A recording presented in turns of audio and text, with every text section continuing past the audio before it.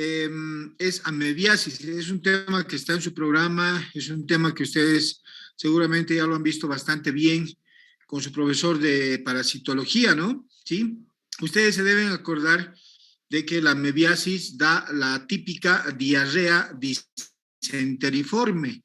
¿Quién se acuerda cuál es la característica de la diarrea disenteriforme? ¿Alguno de ustedes se acuerda? Las deposiciones mucopiohemorrágicas, ¿no? Es decir, con bastante moco, con un poco de débito purulento y con bastante sangre muchas veces. De ahí que se llamen deposiciones mucopiohemorrágicas. ¿Y quién de ustedes se acuerda cuál es la característica a la colonoscopía de la... ¿Alguno de ustedes se acuerda? Las típicas úlceras en botón de camisa, eso es lo que produce la amebiasis. Y hablando un poquito de los parásitos, muchachos, ¿quién de ustedes se acuerda cuál es el concepto de parásito? ¿Qué entendemos por parásito? ¿Alguno de ustedes se acuerda? Yo me acuerdo bien el concepto de parásito que me enseñó mi profesor de parasitología, el doctor Sibila, que lamentablemente ha fallecido el año pasado. ¿Nadie? Bueno, es un ser animal o vegetal expensas de otro ser de organización superior. Por eso el doctor Sibila nos decía a nosotros, ustedes son parásitos porque la mayor parte de ustedes viven a expensas de sus padres. Ustedes saben que la mayoría, cuando estamos estudiando, vivimos a expensas de nuestros padres. No todos, ¿no?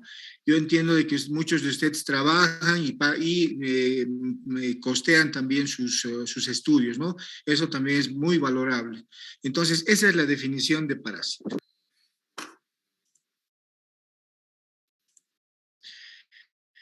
Y mire,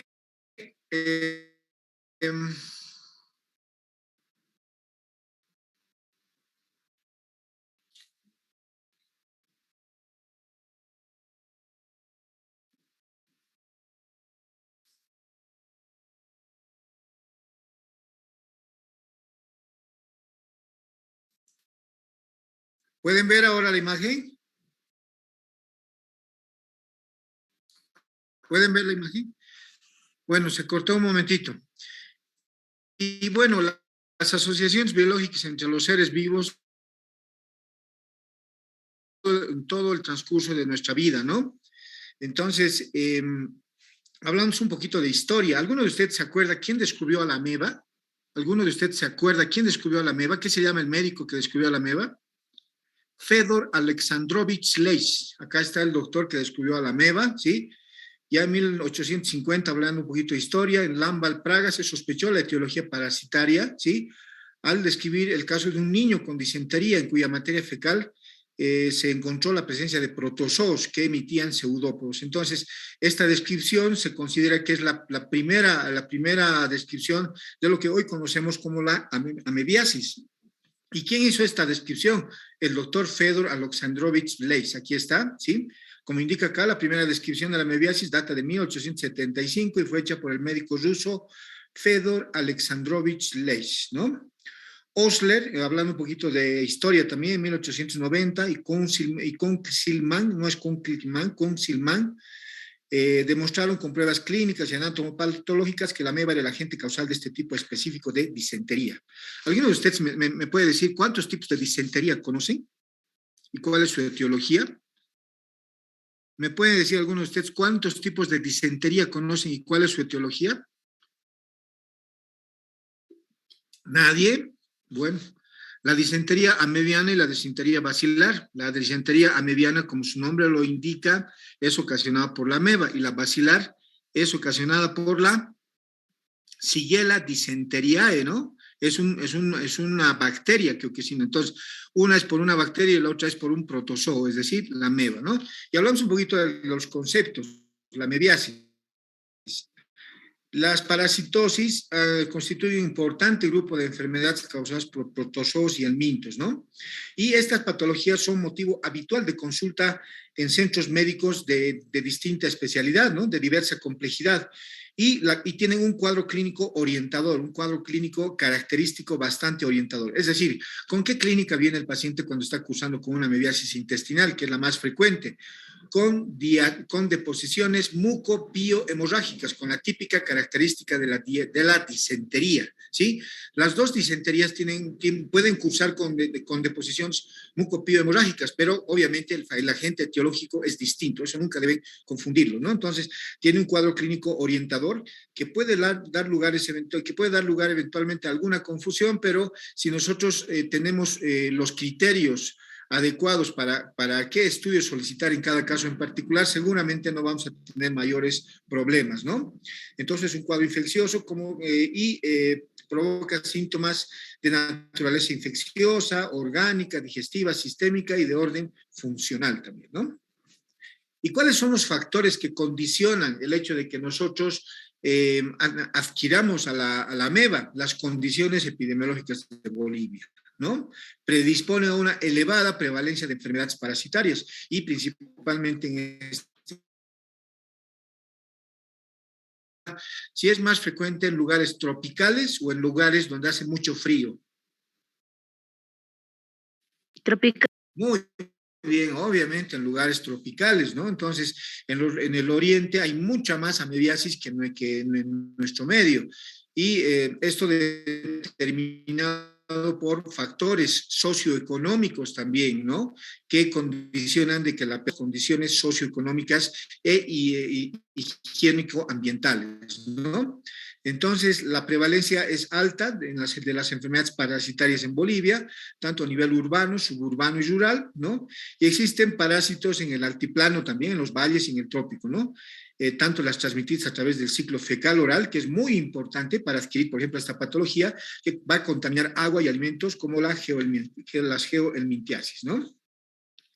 Y lo que les decía, las manifestaciones clínicas en la amebiasis tienen un cuadro orientador, ¿no? Sí, tiene un cuadro, son típicas las manifestaciones clínicas que va a presentar el paciente, junto con el antecedente epidemiológico que nos va a referir el paciente que ha viajado a una zona tropical o que eventualmente vive en una zona tropical, seguramente todo eso nos hará pensar en la patología que estamos, diagnóstico presuntivo, y que obviamente va a ser respaldado, le vamos a pedir al paciente algunos estudios, ¿no? Va a ser respaldado por datos laboratoriales inespecíficos, ¿no? Como por ejemplo, le pedimos un laboratorio al paciente, le pedimos un hemograma completo. ¿Y qué esperarían ustedes encontrar como dato que les pueda orientar a una eventual parasitosis por amebiasis? ¿Qué dato les podrá orientar a que el paciente está cursando con una parasitosis en el hemograma? La eosinofilia, doctor. Muy bien, la eosinofilia. No te olvides que la eosinofilia es una constante de encontrarla en problemas parasitarios y también en patología alérgica. ¿Estamos de acuerdo? Eso no deben olvidarlo, ¿no? Y el hallazgo de alguna forma evolutiva del parásito. Ahora, ¿cómo vamos a valorar las formas evolutivas del parásito? ¿Qué estudio le van a pedir a su paciente? ¿Le pedirán un coproparasitológico simple, seriado, o le pedirán un moco fecal, que es lo primero que solicitarán? ¿Qué es lo que le van a solicitar a su paciente? ¿Quién me puede decir?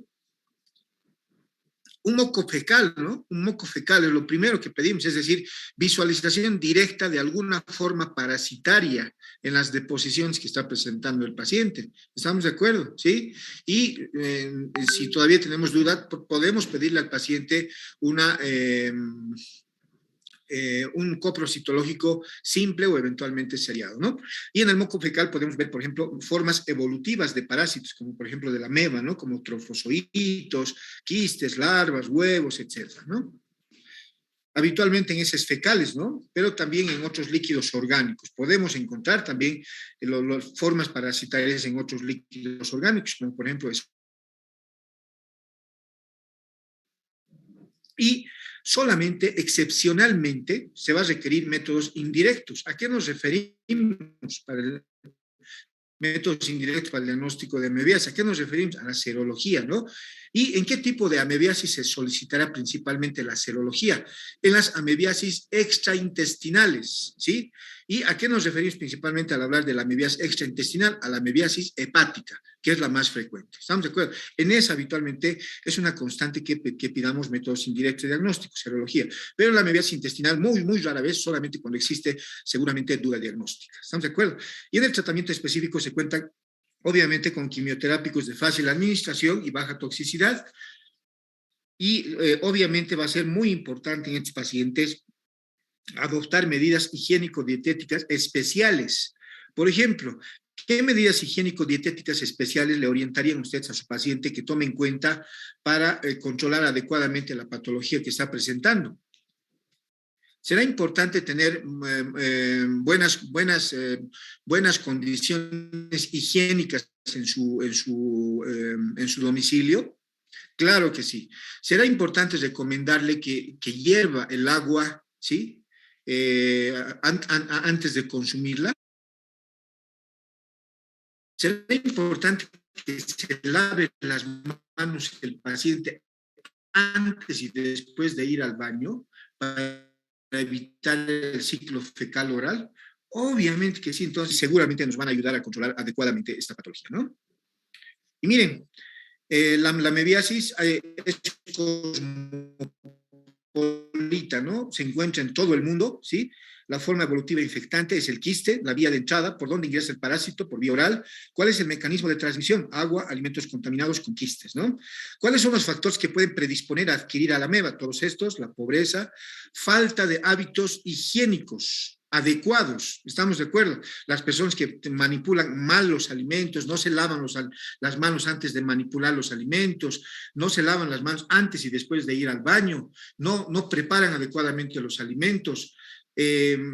Todas estas medidas higiénicas, si no son adecuadamente manejadas, el paciente está susceptible de adquirir a la ameba y también a otros parásitos, ¿no? La educación es muy importante y los manipuladores de alimentos siempre deben tomar en cuenta todas las medidas higiénicas adecuadas para evitar adquirir este parásito, ¿no? Y los vectores mecánicos. Otra cosa que nunca deben olvidarse son los vectores mecánicos. ¿A qué nos referimos? A las moscas, ¿no? A las cucarachas. Es decir, ustedes saben que en el oriente hay bastante mosca. Entonces, las moscas pueden ir a las heces fecales del paciente, ¿no? Pueden estar en las heces fecales del paciente cuando hay fecalismo al aire libre, es decir, cuando el paciente vive en malas condiciones socioeconómicas, cuando no tiene adecuado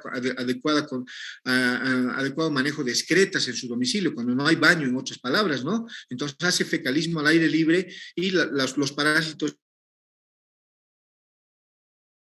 fecales y luego van a los alimentos que la persona va a consumir, y si esos alimentos no son lavados y preparados adecuadamente, la persona va a adquirir a la ameba, ¿no? Y miren, las amebas, hay mucha gente que tiene amebas y no lo sabe, entonces hogar, dulce hogar, ¿no? Las amebas pueden estar viviendo tranquilas en el colon del paciente sin que el paciente lo sepa. Hay muchos pacientes, es el gran problema también, que son oligosintomáticos y asintomáticos. Solamente se les diagnostica de amebiasis cuando se les hace algún estudio, ¿no? Y la amebiasis es la presencia de la entamoeba histolítica en un paciente determinado, eso está claro, ¿no? Con o sin manifestaciones clínicas, lo que les decía, el paciente puede estar asintomático u oligosintomático, ¿no?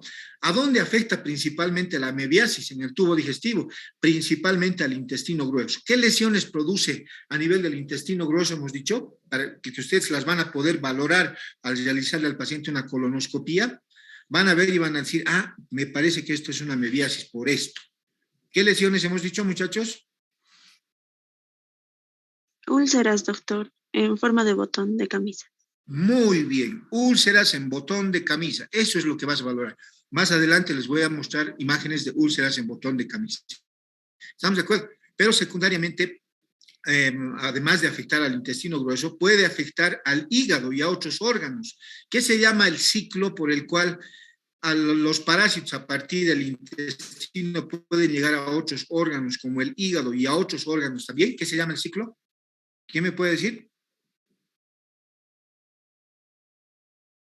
¿Qué se llama el ciclo? Ciclo de los, ¿se acuerdan? Ciclo de los, ¿se acuerdan? ¿Sí? La etiología, ya lo hemos comentado, es la entomoeba histolítica, es un protozoario rizopodario, entomoeba histolítica lítica. Esta especie es la única patógena en el tubo digestivo, ¿no? Otras amebas que se pueden encontrar en el tubo digestivo son la Entamoeba coli, la Endolimax nana y la Iodamoeba butzi, ¿no? Que son comensales, es decir, habitualmente viven sin hacernos daño, ¿estamos de acuerdo? Es decir, en forma saprofítica, ¿no? La Diantomoeba fragilis pertenece al grupo de los flagelados, esta causa procesos diarreicos, sobre todo en la infancia, es decir, en niños, ¿no? Aquí tenemos las formas parasitarias, miren, las distintas formas de amebas, ¿sí? En este cuadrito. Aquí está la característica de la ameba. Miren, esta es la característica de la ameba, que como ustedes saben es un protozoo, ¿no? Miren, aquí están sus características internas, su envoltura nuclear, su macronúcleo, ¿no? Su aparato de Golgi, ¿dónde está? Los ribosomas, las vacuolas, las mitocondrias, el glicocálix, la membrana citoplasmática, todas estas características tienen los protozoos y en este caso la ameba, ¿no?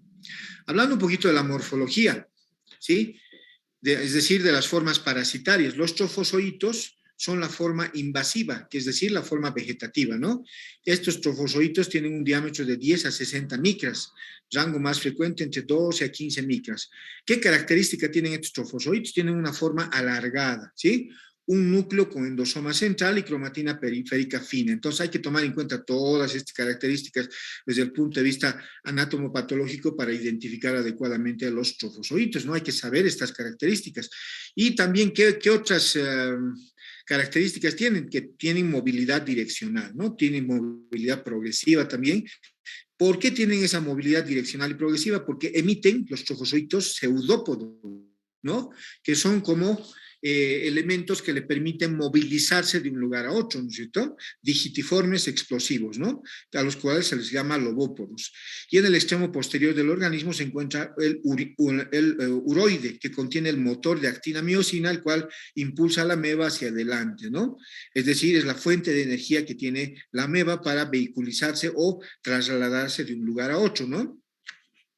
No es frecuente, pero los trofozoitos pueden encontrarse en el interior de los trofozoitos eritrocitos fagocitados en el endoplasma, ¿no? Y miren, aquí están las características del trofozoito, miren, del quiste multinucleado, del trofozoito con eritrocitos, aquí están los eritrocitos, ¿sí? ¿Quién se acuerda qué forma tienen los eritrocitos, los glóbulos rojos? ¿Cuánto miden? ¿Quién se acuerda? ¿Qué forma tienen los glóbulos rojos, los eritrocitos? Bicóncava, doctor. Forma de un disco bicóncavo. ¿Cuánto mide? ¿Cuánto mide? 7.2 micras. ¿Qué tiempo viven los glóbulos rojos? 120 días, doctor. 120 días, bien fácil. Disco bicóncavo, 7.2 micras, 120 días de vida. ¿Estamos de acuerdo? Esas características nunca las deben olvidar. Eso también seguramente han llevado en histología. ¿Estamos de acuerdo? Entonces le estamos mostrando las formas parasitarias que pueden existir, ¿no? ¿Sí? Aquí hablamos otra vez de las características. Los quistes son unicelulares o pueden ser tetranucleados, ¿sí? Miden 3.5 a 25 micras de diámetro, capa gruesa de quitina y membrana nuclear delgada, ¿no? Los trofozoitos móviles con pseudópodos miden 6 a 40 micras de diámetro, no están encapsulados y tienen vacuolas perinucleares.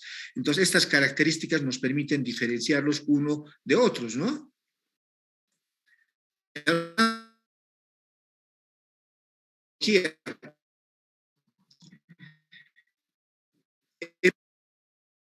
En el hilo terminal, ¿sí?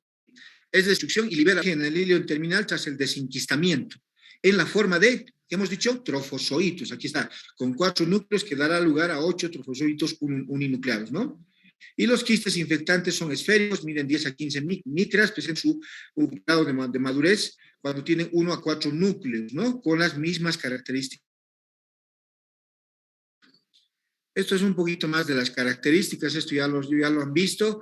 ¿Y por qué les mostramos estas imágenes de acá?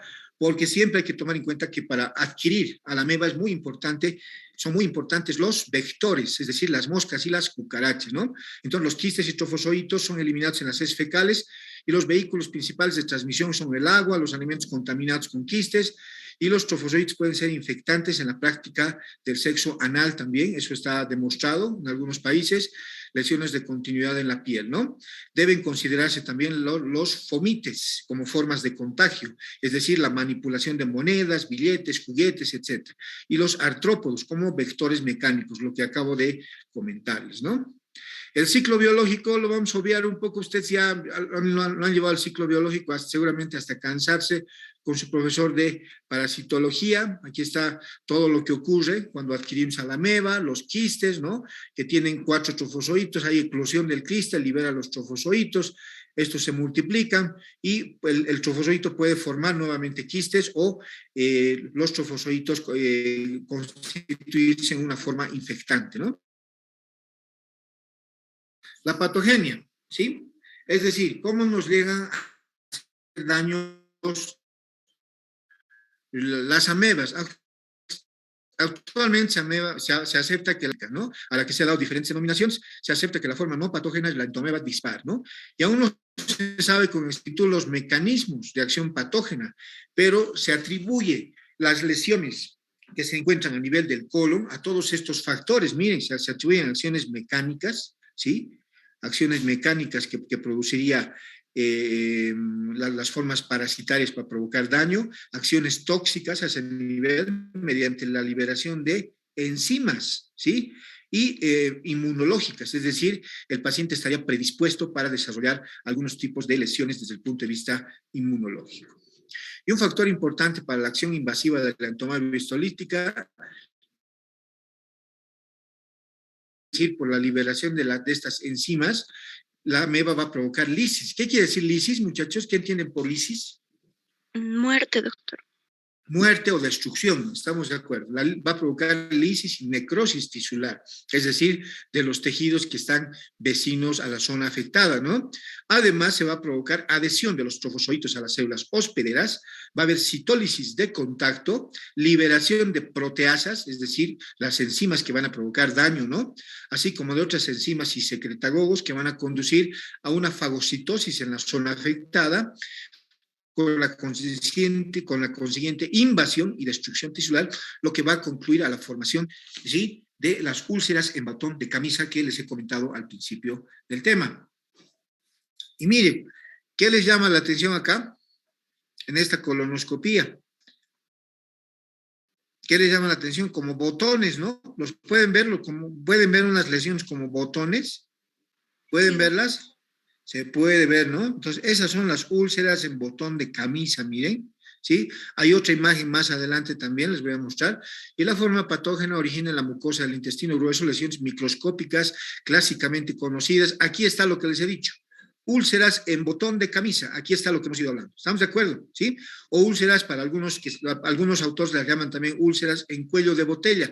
Pueden tener eventualmente esa forma, pero en la mayor parte de los libros están descritas como úlceras en botón de camisa, ¿no? Las que por coalescencia, es decir, al unirse unas con otra o con otras, forman úlceras macroscópicas ya de mayor tamaño, ¿no? Y extensión. Entonces, como hay lesiones ulcerosas, no olvidarse de que toda úlcera puede dar sangrado, estenosis o perforación. Miren, en este caso vemos sangrado, ¿no? ¿Sí? Igual acá, úlceras en botón de camisa, miren como botoncitos vemos acá.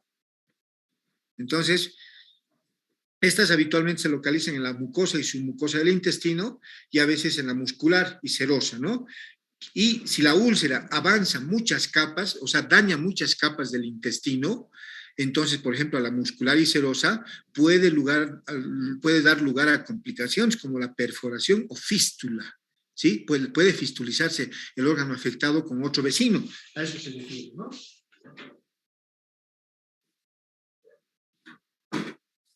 A eso se refiere eso. Entonces, los protozoos pueden ser vehiculizados por el sistema venoso porta, ¿sí? Aquí está lo que les decía hace un momento. Las amebas pueden ser vehiculizadas por el sistema venoso porta y producir lesiones en otros órganos, por ejemplo, el hígado, los pulmones y otros órganos, como el cerebro, por ejemplo. Se ha encontrado amebiasis cerebral, ¿sí? ¿Y qué se llama el ciclo por el cual las amebas a partir del intestino, ¿qué se llama el ciclo? Ciclo de los, doctor. Muy bien, eso nunca deben olvidarlo. Siempre les van a preguntar en su internado, en todo, ciclo de los. Entonces, seguimos. Aquí está otra vez la característica del quiste, del trofozoito, ya lo hemos hablado. Hablamos un poquito de la epidemiología, es una afección cosmopolita, afecta a todo el mundo, ¿no? Se estima una prevalencia mundial del 10% de la población afectada, con cifras del 60%, ¿sí? ¿En qué lugares hemos dicho? ¿Fríos o cálidos? Cálidos, ¿no? En lugares tropicales y subtropicales es mucho más frecuente. La mayor incidencia y prevalencia se da en México, Colombia, Brasil, y Bolivia tiene una prevalencia moderada, más en lugares cálidos, ¿no? No quiere decir que aquí no hay, existe, pero es menor, ¿no? El agente etiológico, entamoeba histolítica, reservorio hombre, elemento infectante, quiste tetrágeno, ¿no? El hábitat, intestino grueso, vía de infección oral, ¿no? Todo lo que hemos comentado, mecanismo de transmisión, contaminación fecal, el ciclo largo y el ciclo corto, ano, mano, boca también, el ciclo ano, mano, boca es importante, por eso es importante tomar en cuenta las recomendaciones de las campañas, ¿no? Que existen de las campañas de educación higiénico-sanitaria que realizan varios hospitales, lavarse las manos antes y después de ir al baño para evitar una transmisión por el ciclo ano-mano-boca, ¿no? Los grupos de riesgo, homosexuales, los viajeros, las personas que viajan a lugares cálidos, ¿no? Los migrantes, las personas que trabajan con determinados alimentos, ¿no? Por razones desconocidas, no se sabe exactamente por qué, los varones son más afectados que las mujeres, ¿sí? En 3 a 10 veces más, aunque la incidencia de la amebiasis intestinal es igual en ambos sexos respecto a la edad, ¿sí? En ambos sexos, respecto a la edad se indica que es más frecuente en la tercera, quinta década de la vida, ¿no? Los factores de riesgo para tener una amebiasis extraintestinal, es decir, un absceso hepático amebiano, son todos estos. Al alcoholismo, el cáncer, actividad homosexual, la inmunosupresión, la desnutrición, edad avanzada, embarazo, viajes recientes a un lugar tropical y uso de esteroides, ¿no? Los factores relacionados con el huésped, si el huésped tiene malnutrición relacionada con la dieta, puede estar predispuesto a tener amebiasis.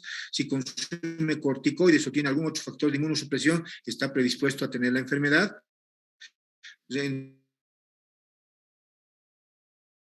Las personas que tienen malas condiciones de saneamiento ambiental, malas condiciones higiénico-sanitarias, están predispuestas a tener esta enfermedad. El clima, personas que viven en lugares tropicales, ¿no? Y cuando existen catástrofes, por ejemplo, los tsunamis, obviamente en esos momentos la gente manipula, existe muy mala manipulación de los alimentos y está predispuesta a adquirir esta enfermedad, ¿no? Y hablando del parásito, hay que tomar en cuenta el número de parásitos que están afectando, la virulencia, el potencial redox, y a nivel mundial 500 millones de personas se infectan anualmente. Hay alta afectación, ¿no? Ya hemos comentado que existen dos formas, el trofozoito, que es la forma vital, y el quiste, que es la forma de resistencia, ¿no? ¿A qué está orientada la profilaxis en la amebiasis? A evitar el fecalismo al aire libre, es decir, a evitar de que la gente haga sus deposiciones al aire libre, ¿no? A evitar de que la gente tenga malas condiciones socioeconómicas e higiénico-ambientales, ¿no? Si tiene fecalismo al aire libre, los vectores van a llevar los parásitos a los alimentos y va a haber mayor seguramente afectación de la gente que vive en el lugar, ¿no? Hacer énfasis en la higiene de los alimentos, higiene personal, control de manipuladores de alimentos, ¿no? Aquí está todo lo que hemos ido comentando, ¿sí? En cuadrito, el ciclo vital. Y hablamos un poquito de la presentación clínica. La mayor parte son asintomáticos, como hemos dicho, por ser portadores sanos, requieren tratamiento, ¿no? En la amebiasis se reconocen las formas colónicas y extracolónicas, eso no hay que olvidarlo, las formas colónicas varían en la presentación clínica, ¿no? Desde procesos manifiestos, es decir, un paciente que tiene mucha clínica, hasta complicaciones severas, como por ejemplo perforación o megacolon tóxico. Es decir, el paciente puede tener algunas complicaciones si no trata oportunamente su enfermedad. Se presenta como un cuadro diarreico inespecífico, con espasmos abdominales y flatulencia, ¿no? Y miren, así podemos encontrar una amebiasis perforada cuando le realizamos una colonoscopía al paciente. Igual acá vemos úlceras en botón de camisa, ¿no? Y la forma característica de afectación al colon es la colitis amebiana aguda, más conocida como, ¿qué hemos dicho? Aquí está, como disentería amebiana, ¿no? ¿Cómo se manifiesta la disentería amebiana? Con malestar general, fiebre y deposiciones mucopiohemorrágicas, lo que hemos comentado, ¿no? Además puede tener espasmos abdominales a lo largo del marco colónico con irradiación al recto y eventualmente puede tener también pujo y tenesmo, ¿no? Son clásicas, aquí está lo que les acabo de decir, las deposiciones mucopiohemorrágicas, mucosanguinolentas, ¿no? De pequeño volumen, acompañadas de pujo y tenesmo, y se debe diferenciar siempre entre la disentería amebiana y qué disentería hemos dicho. ¿Cuál es la otra disentería? Basilar. Basilar, muy bien. ¿Cuál es el agente etiológico de la disentería basilar, hemos dicho? La Shigella dysenteriae, no se olviden. Entonces, la característica de los síntomas que puede estar presentando el paciente pueden ser similares. ¿Cómo vamos a hacer la diferencia?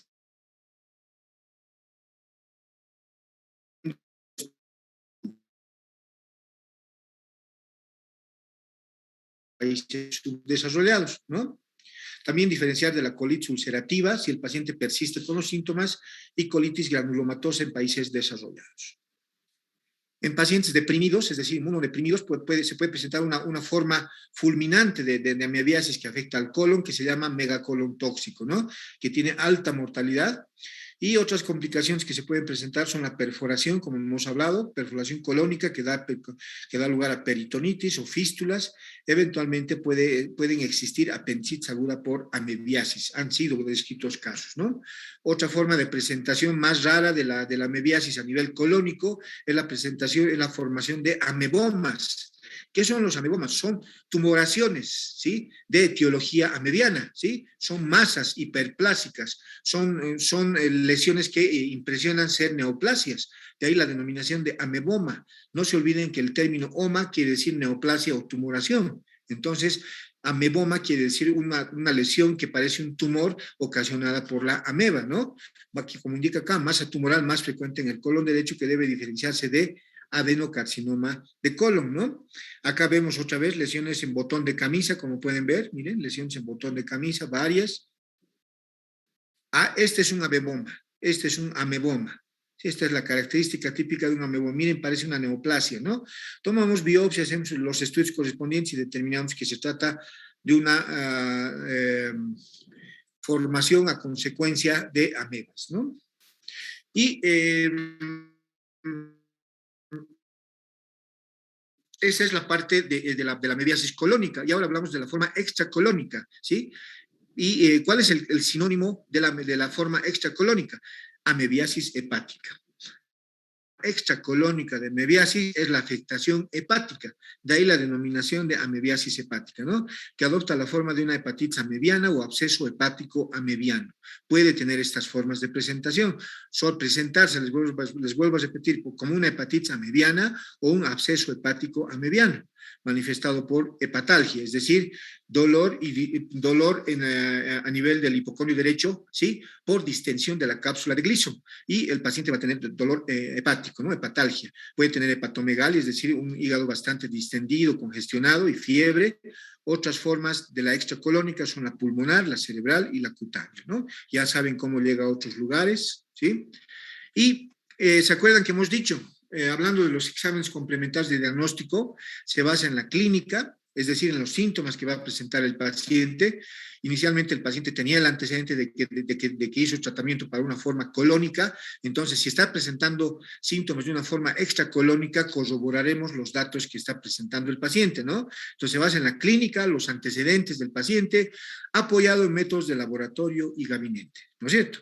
Hablando del laboratorio clínico, ¿qué estudio le vamos a pedir al paciente? Obviamente un coproparasitológico podemos pedirle de inicio, en la fase aguda un moco fecal, pero después seguramente ya para ver bien los parásitos, un coproparasitológico, ¿no? Debe hacerse en las heces recién emitidas hasta los 15 minutos, si se quiere ver trofozoides. Estos están presentes sobre todo en las heces fluidas y los quistes en heces formadas, ¿no? Actualmente, para el diagnóstico de la amebiasis, ¿sí? De la amebiasis se exige la presencia de trofozoitos hematófagos, es decir, trofozoitos que contengan en su interior eritrocitos, ¿sí? Eritrocitos, a eso se denomina trofozoitos hematófagos. hematófagos para precisar la etiología del cuadro clínico que está presentando el paciente. Además de que se debe encontrar trofosforitos hematófagos, se puede visualizar la presencia de cristales de Charcot y Leyden. ¿Algunos de ustedes se acuerdan qué son los cristales de Charcot y Leyden en la amebiasis? Presencia de eosinófilos fagocitados en el interior de las formas parasitarias de la ameba. Esos son los criterios, los cristales de Charcot y Leyden, ¿sí?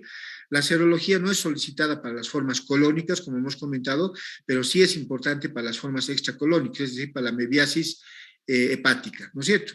¿Y qué estudios serológicos podemos pedirle en las formas extracolónicas? La hemaglutinación indirecta, la prueba de ELISA, son los que más se solicitan, ¿no? Y también podemos pedirle al paciente para ver las típicas úlceras en botón de camisa, obviamente la rectosimoidoscopía o mejor la colonoscopía, ¿no? Porque estas lesiones se encuentran habitualmente a nivel del ciego, a nivel del colon derecho, ¿no?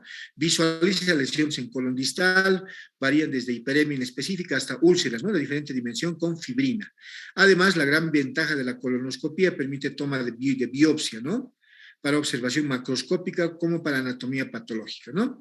Y la radiología con enema por doble contraste es menos útil y tiene rol sobre todo en los amebomas. Aquí está, otra vez vemos a la colonoscopía, las típicas úlceras en botón de camisa, ¿no? Que habíamos comentado. Aquí vemos imágenes de amebomas. Miren, un ameboma parece una neoplasia, ¿no? Pero resultó ser una lesión ocasionada por amebas. Igual acá vemos un tumor como una neoplasia, pero resultó ser un ameboma, ¿no?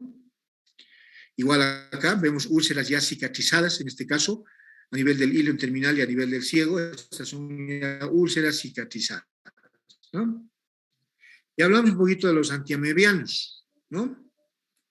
Dentro de los antiamebianos se conocen fármacos de acción luminal como la diodohidroxiquinoleina y la paramomicina, ¿sí? Estos son de acción luminal, dentro del colon, quiere decir, ¿no? Y tenemos fármacos de acción tisular, ¿sí? Fármacos que actúan a nivel de los tejidos, ¿no? Como el clorhidrato de metina, la de hidrometina y la cloroquina, ¿no es cierto? ¿Sí? Los de acción mixta, es decir, combinación de los dos mecanismos, el metronidazol. Y seguramente el metronidazol es el que más utilizamos, ¿no? ¿Ustedes se acuerdan? Lo primero que, si alguien nos pregunta, ¿qué medicamento utilizarías para tratar a la ameba? Lo primero que se nos viene a la mente es el metronidazol, ¿no? ¿Qué cuidado tendrían ustedes, muchachos, al utilizar el metronidazol? ¿Alguno de ustedes me puede decir? ¿Qué cuidados se debería tener en cuenta cuando se utilice el metronidazol? ¿Qué efecto secundario puede tener el metronidazol? ¿A qué se denomina efecto disulfiramo? Se refiere al hecho de que el paciente, cuando está tomando metronidazol, no puede consumir bebidas alcohólicas, ¿sí? No puede consumir bebidas. Si consume bebidas alcohólicas, tiene inmediatamente una reacción. Empieza a tener dolores abdominales, náuseas, vómitos, distensión abdominal y obviamente ya no quiere consumir el medicamento. ¿Qué error ha cometido? Mezclar, estar tomando metronidazol y ingerir bebidas alcohólicas. Es decir, el metronidazol, el alcohol altera el metabolismo del metronidazol y puede provocar todas esas manifestaciones que hemos comentado. A esas reacciones se llaman efecto disulfiramo. Y algunas esposas utilizan este medicamento, ¿sí? Para darles a sus maridos cuando toman mucho, ¿sí? Entonces,